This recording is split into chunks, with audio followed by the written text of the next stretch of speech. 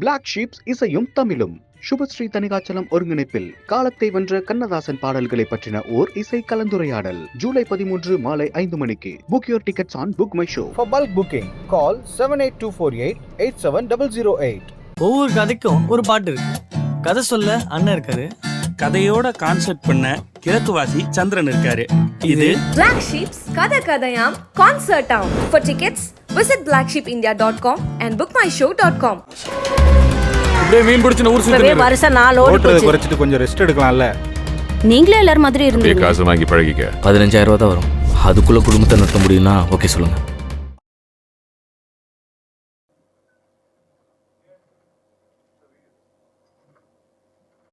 Sir, எப்பவுமே நீங்கள் ஒரு வித்தியாசமான ஒரு விஷயம் பண்ணியிருப்பீங்க.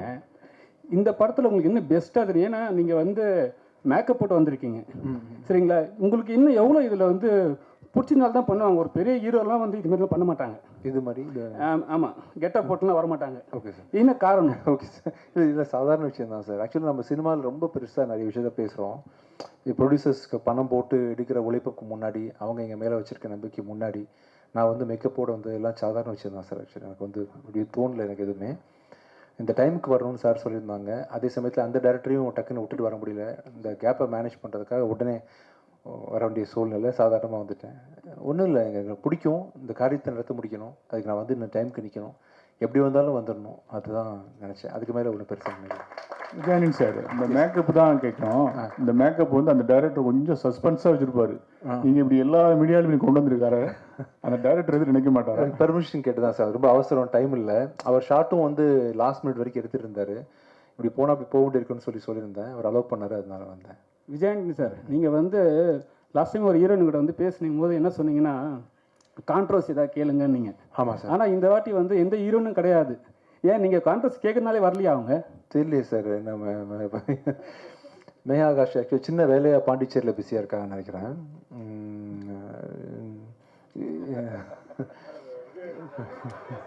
சார் பதில் சொல்லுங்க சார் கரெக்டாக.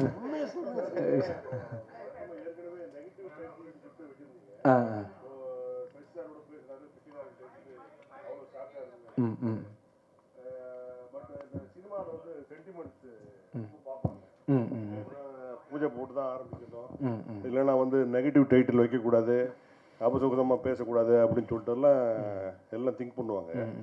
பட் இனிமேல் இடையில் உங்களுக்கு ஒரு ஆக்சிடென்ட் கூட ஆச்சு இல்லையா? பட் அதனால தான் இப்போது வருங்காலத்தில் உங்களோட அப்ரோச் எப்படி சார் இருக்கும் டைட்டிலில்? இல்லை சார், கரெக்ட் மூடாக இருக்கும் சார். இந்த சென்டிமெண்ட்ஸ் வந்து உங்களுக்கு கிடையாதா சினிமாவில்? இல்லை கிடையாது சார், கிடையாது சார். மனசு தான் சார் எல்லாமே. நீங்கள் ஏதாவது ஒரு ராகு காலம் சொல்லுங்கள். ராகு காலம் சார், கெட்ட காலம் தான் சார். அந்த நாளில் வேணால் உங்களுக்கு படம் ஆரம்பிச்சு காட்டுறேன். நான் ராகாலத்தை ரிலீஸ் யமகண்டத்தை ரிலீஸ் பண்ணுறேன். நீங்கள் டைம் சொல்லுங்கள், உங்களுக்கு நான் வந்து பண்ணி காட்டுறேன். விஜயாண்டனி சார்.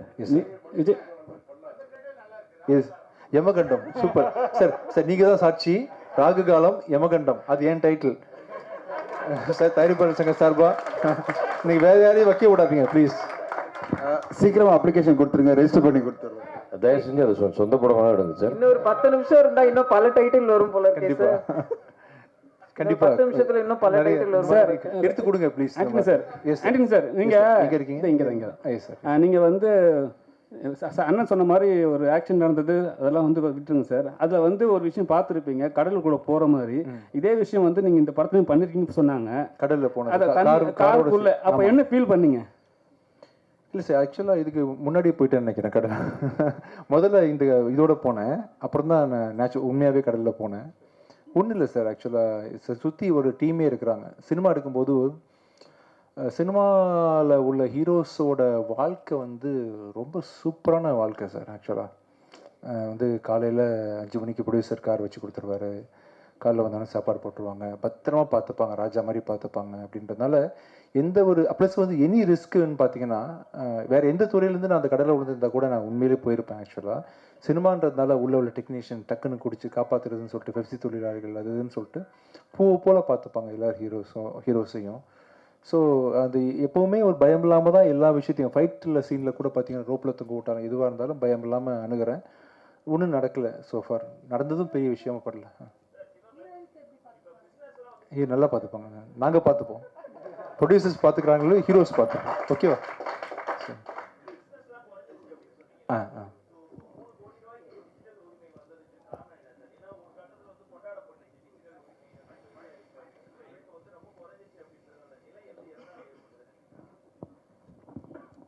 கேள்வி சொல்லுங்க.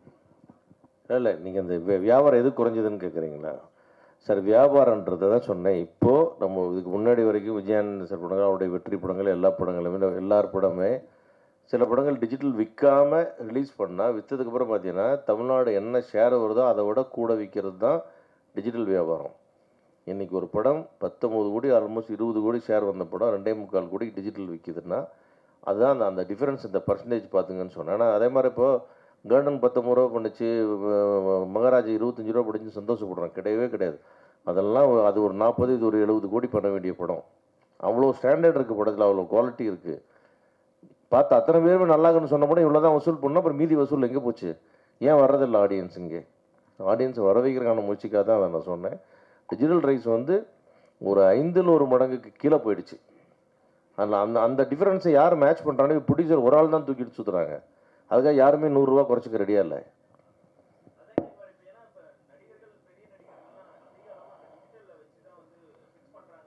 ஆமாங்க, டிஜிட்டல் ஏறிச்சுன்னு எல்லாரும் ஏறிக்கிட்டாங்க. டிஜிட்டல் இறங்கிடுச்சு, யாருமே இறங்கலையே, எல்லாம் மேலேயே நிற்கிறாங்க. ப்ரொடியூசர் தான் கீழே நிற்கிறாங்க. நடக்கணும், அதுக்கான முயற்சிகள் எடுத்துக்கிட்டு இருக்கோம். விரைவில் நடக்கும், அதிரடியாக அதாவது நடக்கும்.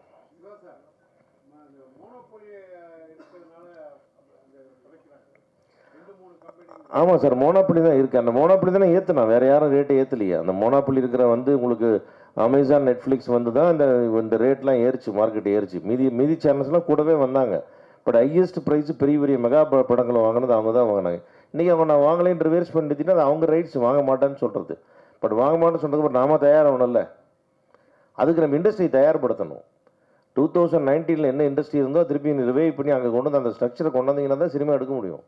இல்லாட்டி இது ரொம்ப நாளைக்கு தாங்குற வண்டி இல்லை இது. அதுதான் சொல்ல வந்தேன். அது ஒரு வார்னிங்கை தான் நான் அவ்வளோ வேண்டுகோளாக உங்களுக்கு சொன்னேன். டைரக்டரு ஆமாம் சார், தயாரிப்பாளர் சங்கம்னு இருந்தால் கூட தனி மனிதனா கூட எல்லாரும் யோசிக்கணும்ல. அதுதான் சொன்னேன். பிரெயின் டெட்டாச்சு, கையை கால் விரல எல்லாம் மாட்டிக்கணும்னு சொன்னேன் நான். டைரக்டர் விஜய் மில்டன் சாருக்கு ஒரு கேள்வி. மழை பிடிக்காத மனிதன் சொல்லி கவித்துவமான ஒரு தலைப்பு வச்சுருக்கீங்க. பொதுவாக அதில் 3 கேரக்டர் வருது. சரத்குமார், விஜய் ஆண்டனி, நம்ம சத்யராஜ், 3 கேரக்டர் வருது. ஆமாம் சார். பொதுவாக அந்த மழை பிடிக்காத மனிதர்களை வந்து இந்த போபியான்னு சொல்லுவாங்க, புரோபோபியான்னு சொல்லுவாங்க, பயமுறுத்து, அதுக்குன்னு ஒரு இது இருக்குது. அந்த மாதிரி ஒரு பயப்பிரச்சனையை வச்சு இது எடுத்துருக்குதா, இல்லை எந்த அடிப்படையில் இந்த தலைப்பு வச்சுருக்கீங்க? சார், நான் ட்ரை பண்ணது என்னென்னா சார், இப்போ அந்த டைட்டில் கேட்டோன்னே உங்களுக்கு ஒரு கேள்வி வருது இல்லை, ஒரு மனுஷனுக்கு வந்து ஏன் மழை பிடிக்கலை அப்படின்னு. அந்த கேள்வி தான் சார் இந்த படத்தோட கதை. இந்த படத்துலையும் அந்த ஒரு க்யூரியாசிட்டி இருக்குல்ல, அந்த ஒரு ஏன் இவனுக்கு இது பிடிக்கல, ஏன் இவன் இப்படி இருக்கான், ஏன் இவன் இப்படி சுற்றிட்டு இருக்கான் அப்படின்ற கேள்வி தான் படத்தை நகர்த்திட்டே போகும்.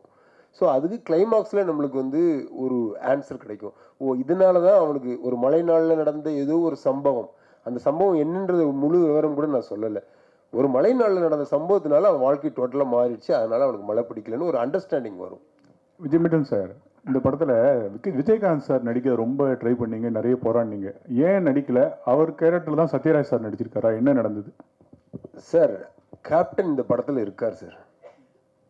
இப்போதைக்கு நான் அவ்வளோதான் சொல்ல முடியும். அவர் வந்து ஒரு பிளெஸ்ஸிங்காக எங்கள் கூட இருக்காரா, இல்லை என்னவா இருக்காருன்றதெல்லாம் சொல்ல விரும்பல. ஆனால் இந்த படத்தில் கேப்டன் இருக்கார் சார். விஜய் மில்டன் சார் உங்களை தான்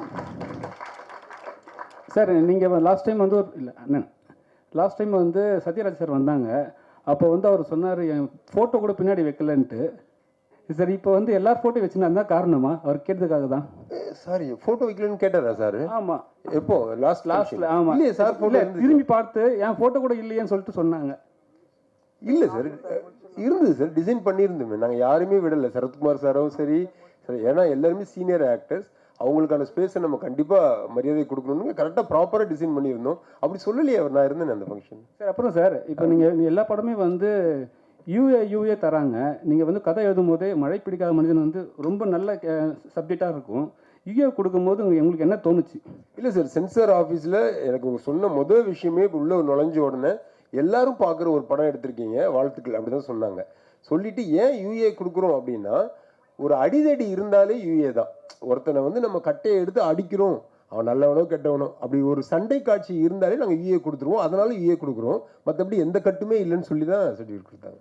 தேங்க்யூ சார். நன்றி. இப்போது நன்றியுரை வழங்க இன்ஃபினிட்டி ஃபிலிம் வெஞ்சர் சார்பில் திரு தனஞ்சயன் அவர்கள் பேசுவார். இங்கு வந்து இந்த விழாவை சிரிப்புத்தானே. Thank you Jitesh, thank you for all your support. 6 மணிக்கு ட்ரெய்லர் ரிலீஸ் ஆகுது. நீங்கள் பார்க்காதவங்க நீங்கள் பார்க்கலாம். அண்ட் இந்த ட்ரெய்லரை எல்லாரும் ஊடகங்கள் மக்கள் மத்தியில் கொண்டு செல்லணும் கேட்டுக்கிறோம். ஜூலை மாதம் இந்த படம் வரும். விஜயானந்தி சார் சொன்ன மாதிரி ரிலீஸ்க்கு முன்னாடி உங்களுக்கு நாங்கள் கண்டிப்பாக ப்ரெஷ் ஷோ போட்டு நாங்கள் காமிக்கிறோம். படம் உங்களுக்கு கண்டிப்பாக எல்லா விஷயத்துலையும் பிடிக்கும் நம்புகிறோம். Thank you so much Vijayanandi sir, மிக்க நன்றி. ஒருத்தர் ட்விட்டரில் போட்டிருந்தாரு, கருப்பு பெயிண்டோடு வந்த விஜய் ஆண்டனி அப்படின்னு. நான் அவருக்கு கருப்பு பெயிண்ட் எல்லாம் போட்டு வரலைங்க. ஷூட்டிங்லேருந்து அந்த கலைக்காமல் வந்தார்.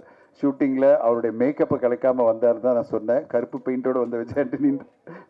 திருப்பி ஷூட்டிங் அவர் பாருங்கள் எப்படின்னா, ஷூட்டிங் திருப்பி போனோம் 10 மணி வரையும் ஷூட்டிங் இருக்குன்னு சொல்லிட்டு, இப்போ கலைச்சா 45 மினிட்ஸ் ஆகும். திருப்பி அங்கே போனால் திருப்பி 45 மினிட்ஸ் போயிட்டு கிடைக்கணும்னு அப்படியே இருந்து ஷூட்டிங் முடிச்சு திருப்பி அங்கே போகிறாரு. ஷூட்டிங்கில் அந்த உணர்வுபூர்வமாக என்ன சொல்கிறது, அர்ப்பணிப்பு, சினிமாவுக்கான அர்ப்பணிப்பு. அவரோட திரைப்படத்தில் அந்த ஷூட்டிங்கில் எந்த தடங்களும் வரக்கூடாதுன்னு விஜயாண்டனி சார் அப்படியே இங்கே ப்ரொமோஷன்லேருந்து கலந்துக்கிட்டு நேராக அங்கே போகிறாரு. அதனால தான் கருப்பு பெயிண்ட்லாம் போட்டு வரல, மேக்கப்போடு வந்த அப்படின்னு சொல்லுங்கள். கருப்புன்னு சொல்லி அதை நெகட்டிவாக சொல்ல வேணாம். அடுத்ததாக ஆரம்பிக்கும் போதே ஒரு சின்ன தடங்கள் இருந்தது. அப்போ நான் பக்கத்தில் சிவா சார்ட்ட சொன்னேன், இளையராஜா சார் ஆரம்பிக்கும் போது பவர் கட் ஆனால் அது பவர் கட் ஆச்சுன்னு சொல்லுவாங்க. அது மாதிரி ஆரம்பமே தடங்களாக இருக்கே அப்படின்னு. இல்லை அது எப்பவுமே தடங்களான நல்லது அப்படின்னாரு. அந்த மாதிரி தடங்களாக ஆரம்பித்தாலும் சிறப்பாக இந்த விழாவை நடத்தி கொடுத்த அனைவருக்கும் நன்றி. உங்களோட நண்பர்களுக்கு நன்றி. Thank you so much.